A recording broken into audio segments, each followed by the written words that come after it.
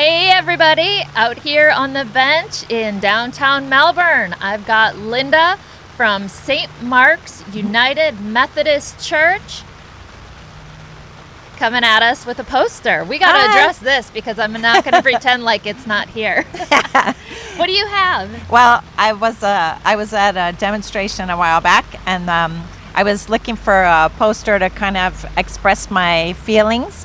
And I saw this one. I actually cribbed it off of the internet, but it says, "We will never change the world by going to church. We'll change the world by being the church." And I thought, wow, that is so profound. That is so good. And on the back side, I made a collage. I'm kind of a collage maker. Yeah. I made this from the United Women in Faith Response magazine, because that organization really understands about being the church. Right. And in their vision statement, they support women and children and youth.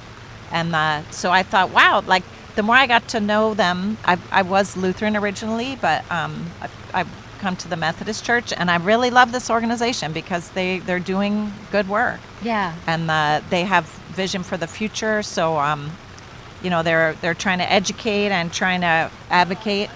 Yeah. So it's exciting. Well, I'm glad you're here. I'm glad you joined us. Yeah. And can we start just so we can share with people a little bit of your background? Okay. Well, that's kind of why I'm here. So I know Stacy Donovan on your staff because her daughter Taylor was in my homeroom. I taught at West Shore Junior Senior for 20 years. So I was a middle school science teacher there. And we have our homeroom kids for 6 years. And so, Taylor is just a favorite of mine. And when I see her at your fundraisers every year, she's lovelier and more professional than ever. And it just really pleases me. So, but anyway. We'll be posting a photo of Taylor soon. I know. But yeah, so I was a teacher for 20 years, mother of 3 daughters. And then I've had other kind of experiences that kind of led me to this work. So after divorce, I did some foster care work. I only took 1 kid at a time, and because I was single. But I told them, I said, I don't want to adopt, but I'm on this teacher schedule, which is perfect for watching kids and caring for them on the weekend and stuff. So I did that for a while, and I've done some mentoring through Stephen Ministry, so I had training for that. And through some of those experiences, I learned about struggles that women have, when their relationships fall apart and they have kids and, they're just struggling. And I all of a sudden I was like, oh, because empathy kind of comes with some shared experience. Absolutely, it does. Yeah, and so then I've done some recent things.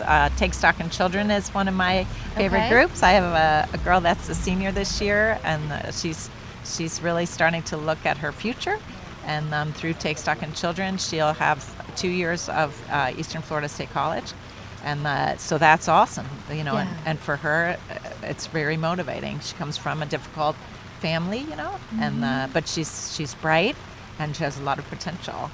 That's so great. Yeah, so I'd like to plug in as a retiree. I'm retired now. Okay. I got remarried in 2025. And congratulations, it is 2025. Oh, sorry, 20. I told him I get stupider as the evening goes on. Oh, so yeah. 10 o'clock, you just don't know what's going to come out of my mouth. That's what's going to happen to us, too. So get ready. 10 o'clock, we're going to be doing great. In 2021, I got remarried, and was just such a delight. I have a super husband, and he's so supportive, and that's just made my retirement more fun because I'm free to do some of these things in the community that I've always wanted to do. Yeah. So tell us a little bit about St. Mark's. Okay, so St. Mark's is actually where I met my husband, Phil. It's a great story. We both did the booth where you do projection, so we did the slides and stuff like that, and he did the contemporary service and I did the traditional service. And Phil's very quiet, but he's also super funny, and so we would swap jobs in between the service, and we kind of got to know each other in just a very kind of a quiet setting, and I was like, oh my gosh, this guy's really funny and he's so nice, and he's a faithful person, and to me that was really important. And you don't want to be yoked, with somebody that's doesn't believe and doesn't really want to do the work that you want to do. So it's been a great relationship that way. So, but St. Mark's has come through a transition. We merged with First Church under pastors Dion and Craig Hammond. And didn't you go to seminary with Dion? I didn't go to seminary. Oh, no. Well, then I got the wrong person. But that might have been Stacia. Yeah. Our founder. Oh, the founder. Yep. That's it. So, Yep. and you're Amy, you kind of picked it up where she left it off. I did. I've been here a little over 7 years. She was a founder 16 years ago, started it. Okay. So she retired 3 years ago. Okay. Well, I'm, a little confused. No, hey. You know what? The thing is, it was seamless. You didn't even notice. Yes. Right? Yes. But so the Hammonds now kind of, they are co-pastors of this merged church. So First Church and St. Mark's are now one church. We're rebranding to get a new name, and looking forward to that future of ministry together. But I was going to tell you that. Well, first of all, we got to promote the women's conference. Oh, we got a women's conference coming up here. So we have a women's conference coming up. So save the date. January 31st and of 2026. Which I was like, really? That's kind of far out. It's right around the corner. But it is right around the corner. Yeah. And it's raising money for New Life Mission and also Ways for Life. Oh, that's wonderful. Yeah. We'll have Ways for Life here tomorrow. Excellent. So. Excellent. Yeah. And so we're trying to raise awareness about homelessness in Brevard and who's affected. And because not everyone is going to do foster care or, mentor people that have, struggled with trying to find a job after being a felon. That's another group that I really have empathy for, because I worked with a woman and I'm like, what do you mean you can't get a job? Yeah. So, I mean, you definitely start to learn about how difficult it is to try to make it under some of these conditions. But let's see. So I was going to tell you about the stuff that St. Mark's and First Church are already doing. So to me, kind of the interesting thing about supporting these nonprofits is kind of the level of commitment that people have. And so last year, the Providence Place had a great idea. They had a chili cook-off. It was on Front Street, and they advertised it. They said it's going to be great food and live music and beer and desserts. And I really like desserts. And so I looked at it, and the tickets were $50. And a lot of people are like, they'll donate, but they're not going to give $50. But it was right around my birthday, and so I texted my friends and I said, I'm having a birthday party. It's at Front Street, and I said it's going to cost you $50 to come. Yeah. But people came, and we had an excellent time. Oh, what a great idea. Yeah, it was really fun. And so I thought, and I'm a little bit like that. Like when I come out for New Life Mission, I'll donate, but if you invite me to the Rialto, and I get to get dressed up with all my friends, and I get to, just share with them. Yes, and sit in that beautiful setting and be part of something exciting. That I'm kind of getting a lot from that for my cup hunter box or whatever I put in the pot. But I think the trick is to engage people in a way that says you don't have to always be getting for your donation. We want you to invest in a way that that's meaningful for you, but where we don't always have to song and dance, to get your participation. Right. And I think the church struggles with that as well. But the so St. Mark's has a fabulous women's group. I told you about United Women in Faith, and I met with those girls today, and they're in the 80s and 90s. Oh, and they're young. Yeah, and they're faithful, and they've been faithful for a long life. And their example to me has just been amazing, and but they're serious about mission, and so the United Women in Faith donates to New Life Mission. They have for years, for Ways for Life, for Daily Bread, And the men's group, we have a really good men's group that You do. You have a great men's group. Have you heard about it? Oh, Yep. well, you know Jerry probably. Yeah. Everyone knows Jerry. So, yeah, at his 90th birthday, the room was packed because Aw. it's just a fabulous human. Yeah. Yeah. But the men's group, through that good leadership, has also, I mean, when we have a pancake supper, the money goes right out the door. Yeah. Yeah, goes to New Life Mission or goes to Ways for Life. So that's one of the ways you guys are being the church, right? Yes. Let's talk about the difference between being the church and going to church. Yeah. So, one of the books they're having us read right now is called "Practicing the Way" by John Mark Comer, and I'm a big reader. But anyway, this one I'm hardly into it at all. And he said, I think we've misunderstood being a Christian. Some people will go as far as being a disciple, but they're kind of like, well, that's so old-timey. You know, the language is kind of old-timey. Like, I have to leave my fishing job to fish for humans, you know, and they, you know what I mean? Like, Yeah. they just kind of pretend like they don't really get it. Yeah. And that's a problem. Yeah. And I'm all about grace, man. I'm raised Lutheran. I'm all about grace, and thank God, Ray. I mean, Right. honestly. But at the same time, discipleship's important. And Comer, he said, well, what if we called it apprenticeship? Would people understand it better as apprenticeship? You know, like, you're actually expected to have some skills and demonstrate some skills, you know. And it's not so much your own power or your own, you know, something that puffs up your own ego, but it's understanding what servanthood means. And I think you learn that in community. And that's kind of, St. Mark's, man, is awesome like that. It's not a big congregation, but it's a faithful congregation. And so, you know, people like Jerry Maupin and my women, I'm not going to name them because then I'll get in trouble. But leave off the name. Name 'em. But What? but I love these women. You know, their example is just amazing. Yeah. And I don't have any blood there at all. You know how sometimes, well, my grandmother was, you know, on this committee, or no, man, I'm not. Yeah. So, but I've been just welcomed there and allowed to take some leadership because sometimes it falls on you. Yeah, it sure does. What do you think the role of the church is in this community to help homelessness? Yeah, I think it's huge. And one thing I heard recently was the term toxic empathy. Have you ever heard that? I've heard that, and I've heard toxic charity. Okay, and this just cut me to the core. And I want to tell you, I told you that I was trained Lutheran, right? And Martin Luther defines sin as the heart turned in upon itself. And he says, remember, our whole thing was to love your neighbor, feed the hungry, go into the world to teach, to heal, to witness. And the simplest parable is the parable of the Good Samaritan. Like, I have a little grandson, and he's 3, and we're singing Bible songs, you know.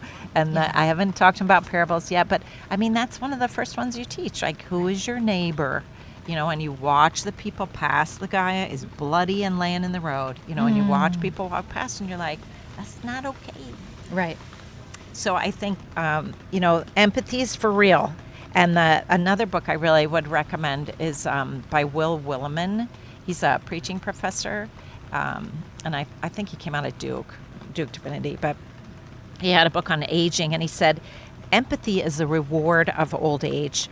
He said, looking back, we see that life can be tough for everybody, and that's why older people should be, and a lot of times are, more generous, less severe in their judgments, less envious, kinder, and more compassionate than the young, just because you've seen stuff, you know, and you know, those experiences that I was telling you about really have you know, kind of softened me up a little bit as well.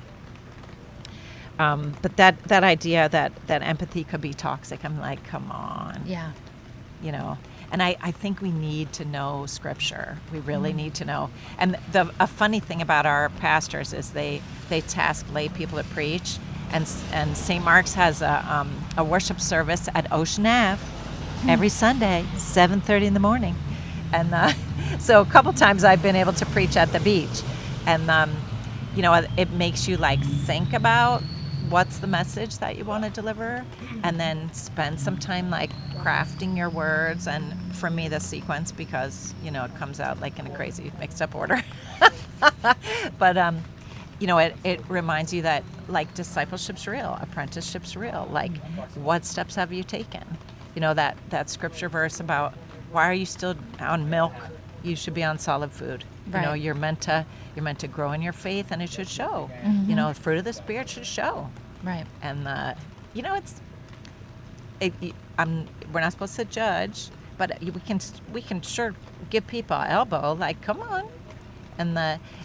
What are we nudging them when you're? Come on, what are you nudging them to do? We're saying, let's go to the birthday party. $50 for Providence Place. So do you think it's up to people to be nudging each other? Oh, Is yeah. that the accountability piece that you're talking about? A piece. Okay. And that's very Methodist, the accountability piece. And it makes you a little nervous, because one of the things they talk about with accountability is, confessing. And I'm like, oh, I don't sign up for that. So, but that, in those small groups, in those life groups, you're meant to do life together and share some of those struggles. Like I had an excellent small group at Sundry, United Methodist there, that even though I was single, they let me in the couples group. My friend had to thank goodness. My friend had to advocate for me, and I was like, no, I won't go there. But in those accountability groups, I mean, you can say your piece, Yeah. And I was recently divorced, and you're just kind of a mess after all that. Yeah. And but that's when I started fostering, and I had this crazy foster kid, and he used to come with me to the group, and it's just that's a great place to do life in a small group. Yeah. And so the upside is they love you and when you're difficult, but the challenge is like, and they're going to nudge you. They're going to require some accountability. Yeah. And not everybody wants that. So I have a question. I'll ask this for all the churches that come out. Yeah. And so far, there's not a lot of them. So what are your thoughts on that? That breaks my heart. It breaks your heart. What is the church's responsibility? I kind of asked you this once already. In homelessness. I mean, where is the church right now? I mean, we're actually doing church right now, right? We're always doing church. We're doing church right here, right now. I've asked you like 4 questions in a row, but I'm going to ask you one more. Churches are sending people all over the world to do missions, right? And I think that's great.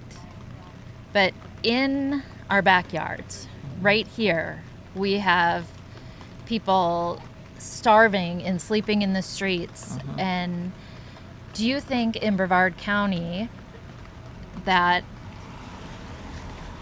our churches could do more? Of course they could. Yeah. What does that look like? Well, I'll tell you, this Not that anybody's doing anything wrong. This is a great plug for dinner church at First Church. So they have a recovery ministry where they share a meal, they hear a Jesus talk, and they take communion at the table of grace.